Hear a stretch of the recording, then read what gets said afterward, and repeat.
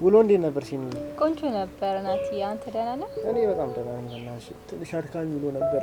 ስራ ቦታ ስራ ተደራረበና ትንሽ አደከመኝ። አይዞ አይዞ ናቲ፣ የሆነ ነገር ላናገርህ ፈልጌ ነበር። ምንድነው? በእርግጥ ይሄ ነገር ከኔ ስለመጣ እንደማይደብርህ ተስፋ አድርጋለሁ። አረ ምንም ችግር የለውም። ምንድነው እሱ? መሰለህ ናቲ፣ አንተ እዚህ ግቢ ከገባ በኋላ ታውቃለህ፣ የሆነ ቀለል ያለ ስሜት ነው የሚሰማኝ። ደስተኛ እየሆንኩ መጥቻለሁ። ማለቴ በቃ ወድጄሃለሁ መሰለኝ። ይሄ እኮ ምንም እኮ የሚያሸማቀቅ ሀሳብ እኮ አይደለም። ማለት ደስ የሚል ነገር ነው። ፍቅር እኮ ተፈጥሯዊ ነገር ነው። ሴት ወንድ አይልም። እኔም ጋር ቢሆን ያው ተመሳሳይ ነገር ነው ያለው። ግን የሆነ ጥያቄ ልጠይቅሽ። ምንድነው እሱ? ጠይቀኝ። እሺ ስለ አባትሽ እስቲ ንገሪኝ። ማለት ማን ነው ስማቸው? በሰዓቱ የነበረውን ነገር ምናምን እስቲ ንገሪኝ። ቆይ ይሄ ነገር እኛ ከምናወራው ጋር ምን ያገናኘዋል? አይ ዝም ብዬ ማወቅ ፈልጌ ነው እንጂ። እሺ ከፈለክ አባቴ አቶ ለማ ተፈራ ይባላል እና በሰዓቱ የተፈጠረው ባለፈው እንዳልኩ ነው። በድንገተኛ ጸብ ምክንያት ነው አባቴን ያጣሁት። ምንድነው ችግር አለ? አይ ምንም ችግር የለውም። ምንም ችግር የለውም። እስቲ መጣሁ። ምን ሆነሃል ናቲ? ይሄ ልጅ ምን እየሆነ ነው? ወይስ ሴት በመሆኑ ይህን ጥያቄ በማቅረብ የተገኘው? ደግሞ እኮ ችግር የለውም ብሎኛል።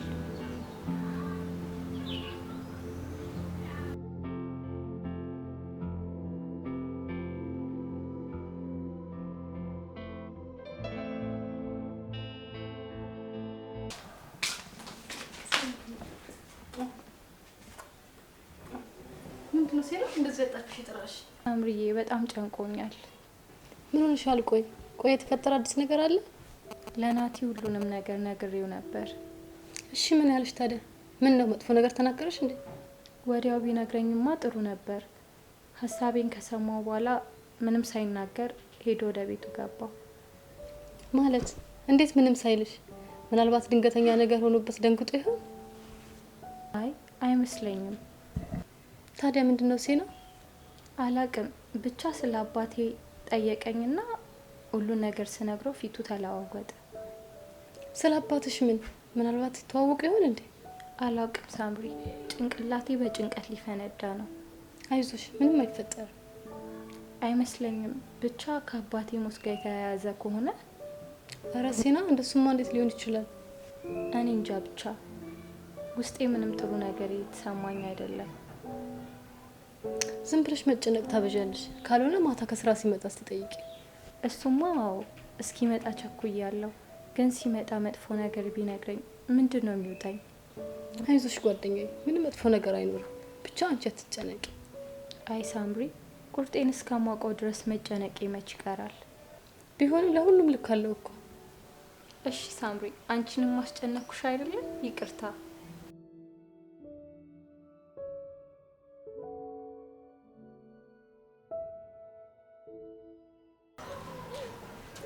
እንዴት አደርሽ?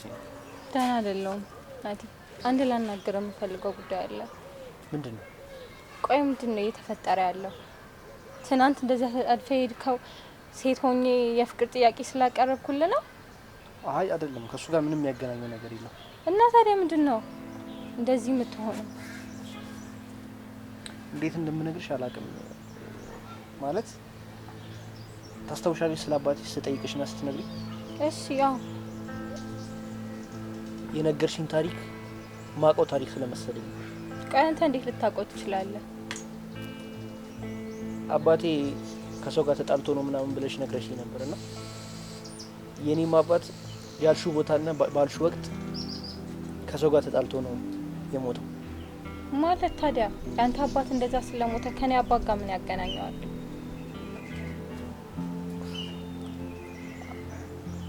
አባትሽን የገደለው አባቴ ነው። ምን? ስለምንድን ነው የምታወራው? ከነገርሽኝ ነገር ተነስቼ ከመጀመሪያ ቀን ጀምሮ ጥርጣሬ ነበርኝና ነገሮችን ሳጣራና ሳገጣጥም እውነታው ያ ነው። እኮ የኔን አባት ያንተ አባት ነው የገደለው? ወይኔ ሴና የአባቴን ገዳይ ልጅ ነው አፍቅሬ ያረፍኩት እኮ። የዚህ ነገር ተጠቂ ነኝ ማለት የኔም አባት የዛን ቀን በሰራው ነገር ተጸጽቶ ነው ራሱን ያጠፋው። አባቴ የጀመረውን ስራ በእኔ ልጨርስ ነው አንተም እዚህ ድረስ የመጣው? አረ እንደሱ አይደለም።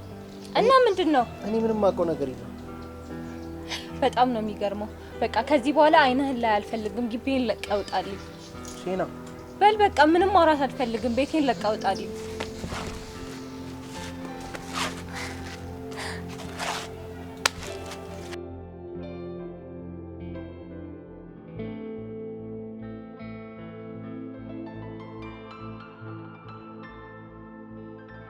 ናቲ ምን ሆናል? ችግር አለ እንዴ?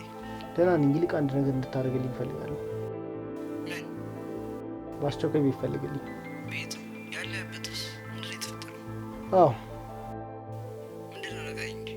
ሴና ለእኔ ስሜት እንዳለን ነግራኝ ነበር፣ ግን ደግሞ ታዲያ የመንገድ ነው። እንኳን ደስ አለ ጓደኛዬ። እኔ እና እሷ አብረን መሆን አንችልም። ማለቴ ከእኔ ሳይሆን ከእሷ ነው ችግሩ። አልገባኝም። ምንድን ነው ናቲ? እስቲ በግልጽ አስረዳኝ።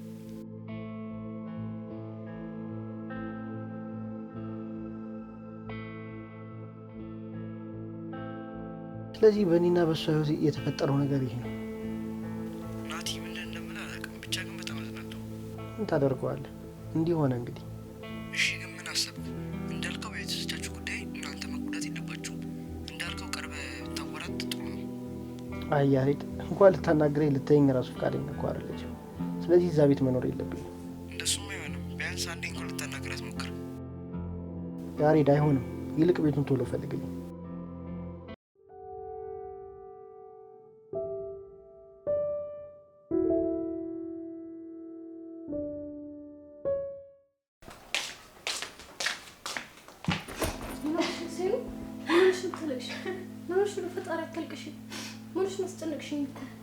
ሳምሪ ጉዶን ኩልሽ የፈራው ደረሰ። ምንድነው ጉድ የሆንሽው ነገር? የአባቴን ገዳይ ልጅ ነው ያፈቀርኩት። ድጋሚ ላላገግም ተሰበርኩኝ። ፈጣሪ ያለ ምን አይነት ነገር ነው? ቆይ እሱን እንደዚህ ብሎ የነገረሽ? አዎ። እና አሁን የእሱ አባት የት ነው ያለው? የእሱም አባት ሞቷል። ወዲያውኑ ነው ራሱን ያጠፋው። ምን አይነት ነገር ውስጥ ነው የገባሽው? በፈጣሪ እሺ፣ አሁን ናቲ የት ነው? አላውቅም፣ ግን ከአጠገቤ ሄድልኝ ብዬ እስካሁን አልመጣም። እሺ፣ እሱ ሲወድሽ ነበር ነግሮሻል? ሳምሪ ደግሞ ምንድን ነው የምታወሪው? በዚህ ሰዓት ስለ እንደዚህ አይነት ነገር ይወራል? ይኸውልሽ ሲሉ ናቲ ጥሩ ሰው ስለሆነ ይሆናል እውነቱን የነገረሽ። እንደዛ ባይሆንና ተንኮል ቢያስብ ኖሮማ የሆነ ነገር ነግሮሽ ህይወትሽን ያበላሸው ነበር። እና ምንድን ነው የምትይኝ? የአባቴን ገዳይ ልጅ አግቢ ነው የምትይኝ? ሴና፣ አንድ ማወቅ ያለብሽ ነገር ቢኖር በዚህ ነገር ላይ አንቺም እሱም ተጠያቂ አይደላችሁ። ዛሬ ምን ሆነሻል? ቆይ አንድ ላይ ነበራችሁ እንዴ? እሱም እንደዚህ ነበር ያለኝ። ከባድ እንደሆነ አውቃለሁ ሲሉ፣ ግን እኛ ሴቶች በተፈጥሮ የሰጠኝ ልዩ ጥበብ አለ፣ ጸብን ወደ ፍቅር የመለወጥ። ምናልባት ሊጎዳን የመጣን ሰው በፍቅር ማንበርከክ እንችላለን። ስለዚህ ምን? ስለዚህ አምላክ ምክንያት ስላለው ነው ይህን ሰው ወደ አንቺ ህይወት ያመጣው። ልብሽን ለይቅርታ ከፍተሽ ከናቲ ጋር በፍቅር ብትኖር ባይ ነኝ። ግን የምታወሪ ይገባሻል? እንዴት ነው እንደዚህ ያቀለልሹ? አቅልዬው አይደለም፣ ግን ጥሩ ሀሳብ መስሎ ስለታየኝ ነው። ድሮም ምክርና ውጤት ለሰጩ ቀላለሁ።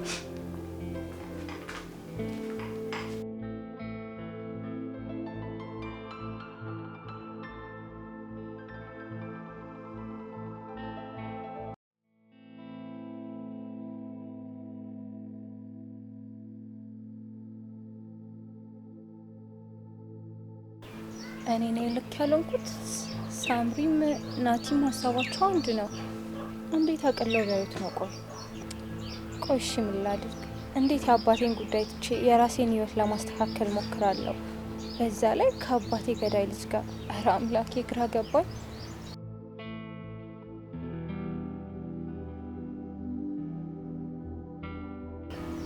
ግን እኮ እውነት ነው። በዚህ ጉዳይ ሁለታችንም የምናውቀው ነገር የለም። ስለዚህ ሁሉንም በይቅርታ እንተው። በቃ ናቲ ሲመጣ እናወራለን። ምናልባት ናቲ ወደ ህይወቴ የመጣው ከነበርኩበት ሀዘንና ስብራት ሊያወጣኝ ነው። አባቴ ስለ ሁሉም ነገር ይቅርታ።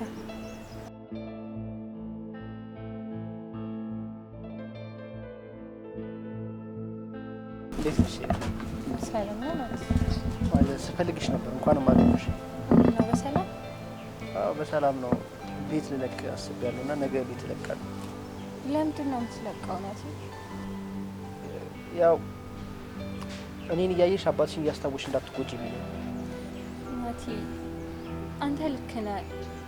እነሱ በሰሩት ስራ እኛ ሁለታችን መቀጣት የለብንም። የምርሽ ነው? እምሬ ነው ናቲ። ማለት ሁሉንም ነገር በቅታ አልፈ ነው አንድ ላይ ብንሆን ደስ ይለኛል። እኔም በጣም ደስ ይለኛል። እኔም መጀመሪያም ስለኝ የነበረው ነገር ይሄንን ነበር። ግን በአንድ ነገር እርግጠኛ መሆን እፈልጋለሁ። ምንድን ነው እሱ? የምር ትወደኛለህ? አዎ፣ አግብቼሽ መኖር የምፈልገው እንዳንቺ አይነት ሴት ነው። በጣም ነው የምወድሽ። የምርህ ነው? የምሬ ነው።